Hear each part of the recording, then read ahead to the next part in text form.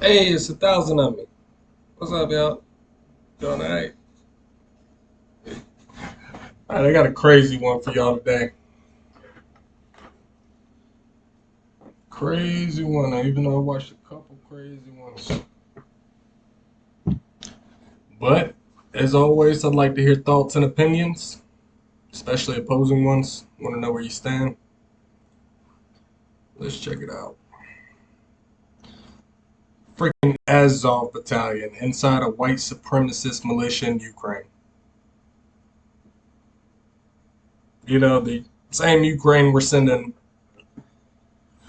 170 billion and counting.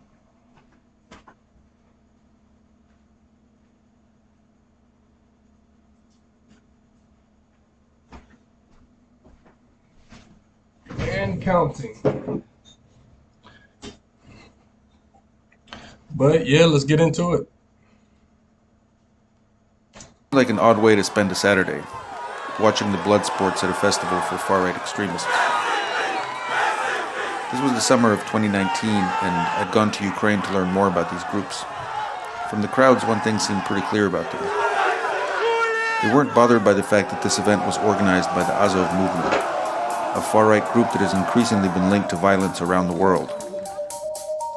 The shooter is linked to a 74-page manifesto filled with white supremacist rhetoric. FBI agents say he expressed a desire to travel to Ukraine to fight with a far-right paramilitary group. At least one member of an American hate group also trained in Ukraine with Azov Battalion.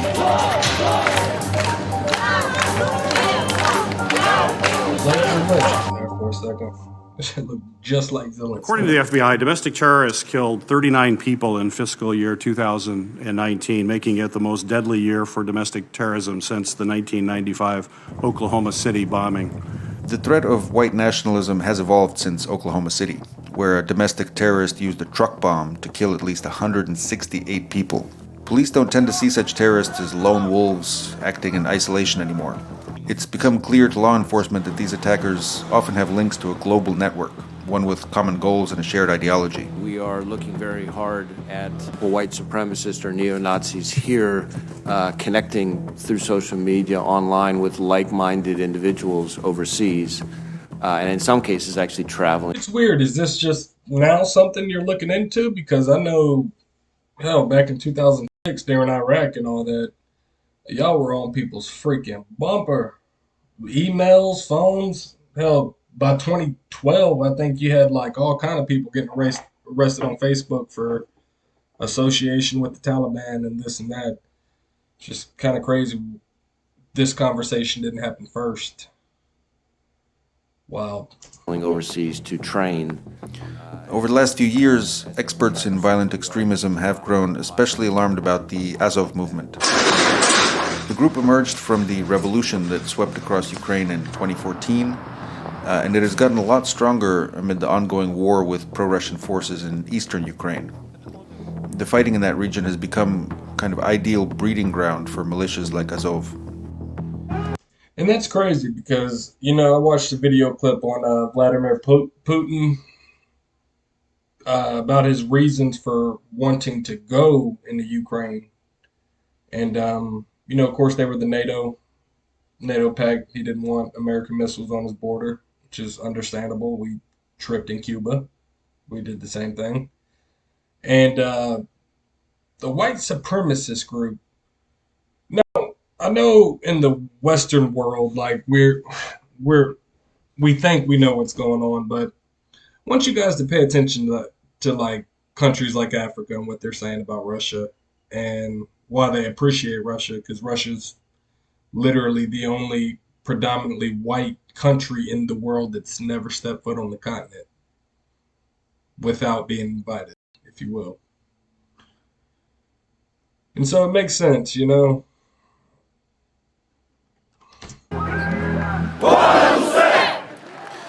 At their public events, one thing that surprised me was how many Ukrainians tend to see Azov not as militants or extremists, but as war heroes.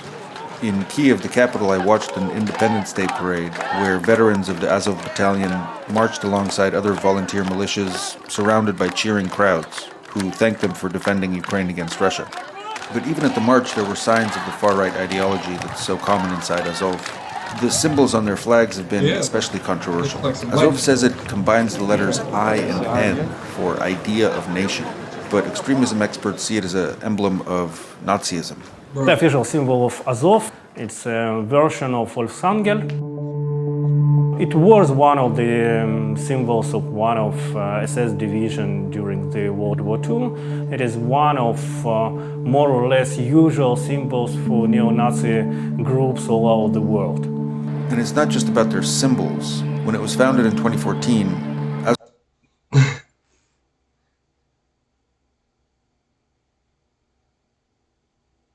So we have Biden in America constantly, hey, I put a black person here, first black Superior Court judge, woman, my bad, because we know about the first Superior black wanting to be judge, and Clarence Thomas, and you know what he spoke about with Biden and his experience. In my opinion, Biden is the most racist president I've had in my lifetime. And this just kind of reaffirms that for me. That's why he's so hell-bent on sending billions to Ukraine. Anything that they need, and at the same breath, he's dropping bombs in Somalia and Africa. I mean, while in America preaching the greatest threat to the black community is white supremacists. Like, do you see him engineering what he wants to happen? What he would like to see happen? Actions speak louder than words, guys. Pay attention. Pay attention. Azov drew many of its commanders and recruits from Ukraine's most notorious far-right groups, including outright neo-Nazis. We basically recruited everyone who could hold weapons in their hand when Ukrainian state was paralyzed and the defense of Ukrainian state was totally in the hand of Ukrainian volunteers.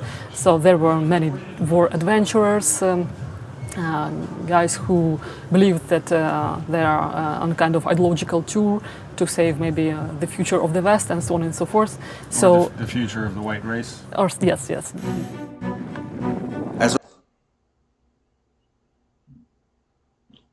So it seems like this is common knowledge over there. Azov's paramilitary wing is now a major fighting force, with its own bases and training grounds near the front lines of the war. But look what they did to the Black Panthers. Same government. Literally the same. Biden was in fucking office. What they did to the Black Panthers. Make no mistake, he had a hand in it. And look what he's funding. In the same breath, calling the other guy a racist. Double speak. I'm going to keep saying it. Dude is the king of double speak. Against pro-Russian forces. After the Veterans Parade in Kiev, I interviewed Andrei Beletsky, who founded the Azov movement in 2014. Это воинское братство, это люди, которые не просто служили вместе проливали кровь, переживали гибель товарищей, сладость побед, охраны общественного порядка на улице. Мы создаем отряды самообороны, которые помогают поддерживать порядок на улицах. Azov's leaders have also tried to break into politics. They failed to win any seats in parliament during the most recent elections in 2019, but their plans in Ukraine are ambitious. Сьогодні ми відпочиваємо, але навіть відпочиваючи, ми пропагуємо наші нові українські цінності. Бути сильними і сміливими, бути єдиними і відчувати братерство своєї нації. What worries officials in the West is Azov's recruitment strategy. It's tried hard to build friendships with far-right groups around the world, especially in the US and Europe. During my visit in 2019, I spent a day at one of the biggest recruitment events in Azov's history. Thousands of people showed up for a day of fighting sports and blatant propaganda. There were neo-Nazi symbols, tattoos, and posters all over the place. And many in the crowd seemed pretty receptive to Azov's far-right ideology. Бути толерантним про ЛГБТшникам – це неприродне. Для цього треба людині промити мозки. Okay. Поважати своїх батьків, любити своїх дітей, пишатися за свою країну – це нормально. Events like this also tend to attract recruits from abroad. One of the ones I met was named Robin, who had just arrived in Ukraine from Sweden, where he told me he's wanted for hate crimes. This is hard to explain the surroundings for someone who's watching this, you know. It's surreal. It's like, I don't know, it's like something you read about the great Germany before, you know, in the 1920s. It's a revival of the Indo-European. So this seems to be common knowledge over here. You know, they're running for positions in government. You know, this isn't just some random video. I mean, Time made it. So this puts a lot of credibility to what Putin was saying. Not only NATO being a concern, which it would be. Look how we reacted in Cuba. But the neo-Nazism that is clearly very relevant in Ukraine. Not only relevant, it's renowned. It seems like it. These people throw parades for it. This is where my tax dollars are going. This is nuts. I did not approve of this shit. I don't want my money going here. My money going to a place to support and protect people that will kill me. Support and protect people that will kill me. Soul. And it's all happening here in Ukraine. Afterward, we rode back to the Azov base in northern Kyiv, where Azov commanders had allowed Robin to stay as a potential recruit. We are Aryans, and we will rise again. That's a way of life, you know. And after the war in Germany, we went back to the benches, school benches. But now we will rise again. Are they neo-Nazis as an organization? No. Have they had neo-Nazis in their organization? I would say look at the U.S. Army, and you would find neo-Nazis as well. Dave is an American expat and U.S. military veteran who has volunteered to help Ukraine's National Guard. And he's met a lot of the recruits who'd come to join Azov. You only need one of these guys to kind of go home and commit an act of terrorism to then really damage the reputation of Ukraine in the eyes of the world, right? So that's really a risk that Ukraine faces. Do you think they're taking it seriously enough? No, yes. A few weeks later, Robin, the Swede I met at that festival, wrote me that he was going to the front lines to join the fight. No. I want to read that. I'm still at Azov's place. They're treating me like a brother. I work out every day, learn how to handle a knife, fight, eat well, and playing guitar with the guys.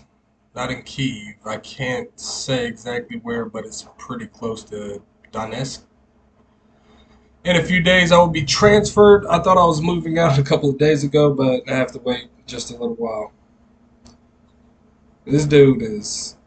This was the guy with the face tattoo that was extremely freaking racist. You know, wanted in Sweden for hate crimes.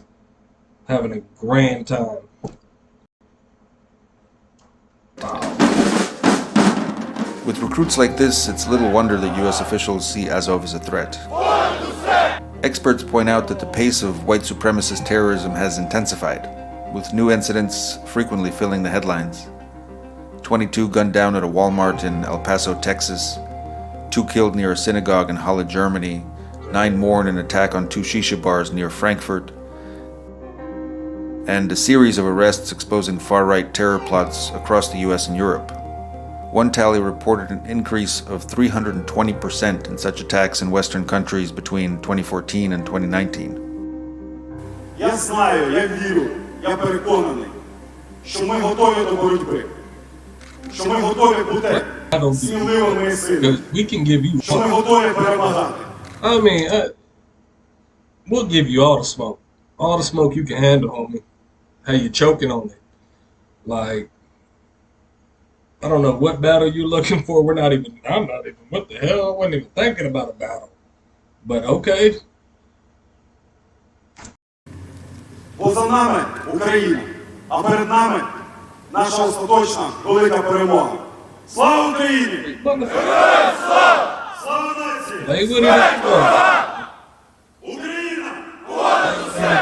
But it's sad because our government's sitting right here backing these people. These guys are on the front line. You know, every time Biden keeps mentioning soldiers on the front line of Ukraine, the brave, he's talking about these guys. You know, the neo-Nazis, extremely racist. But as always, guys, like and subscribe and tell me what I can improve on. You know, I need some constructive criticism. That'd be good. Appreciate you. Peace. Peace, thousands of me. I'll see you later.